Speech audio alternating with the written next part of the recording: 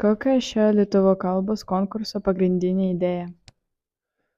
Pagrindinė idėja lietuvių kalbos konkurso tai tobulinti, gilinti lietuvių kalbos žinias. Ir šiuo metu Lietuvoje tikrai vyksta lietuvių kalbos savaitė.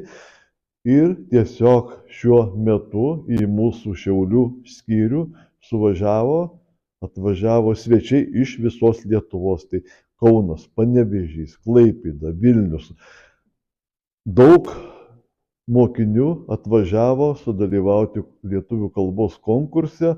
Konkurso idėja buvo sumanyta mūsų gerbiamo mokytojo Sauliaus Vilučio. Labai įdomi yra pati idėja. Tai bus vaikai turės galimybę dalyvauti atskiruose sektoriuose, kur bus sukurtos galimybės parduotuviai, restoranas, kitos temos, kas tau patinka Lietuvoje. Na ir dar daug įvairovių bus šiandien pademonstruota. Tikiuosi, kad šita unikali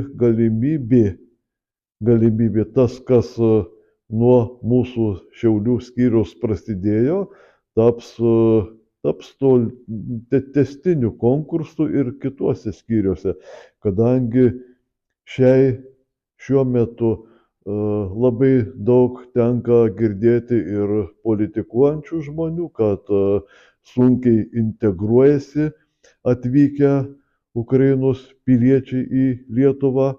Aš visiems ir visada sakau, kad šie žmonės atvažiavo čia ne savo noru. Tai yra karo pabėgėliai. Ir pagal visas galimybės integracija, bent jau mano supratimu, vyksta labai sparčiai ir greitai. Mūsų skyriuje šiuo metu asmeniškai jau man, dirbant direktoriui, išleistos yra 2 laidos abiturientų. Didesnė dalis, per 50 žmonių likę Lietuvoje, visi puikiai kalba lietuviškai, tenka tos žmonės sutikti. Tame tarpe 2 mokiniai studijuoja medicinos aukštojoje medicinos mokykloje, universitete. Būsimi daktarai.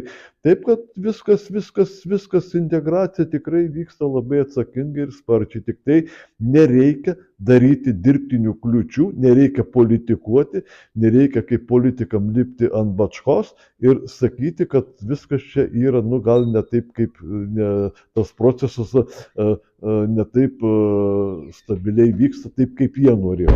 Gyvenimas diktuoja kitas galimybės. Taip, kad viskas vyksta puikiai ir nuostabiai. Sėkmės jums ir visiems gerų darbų. Gerai, ačiū.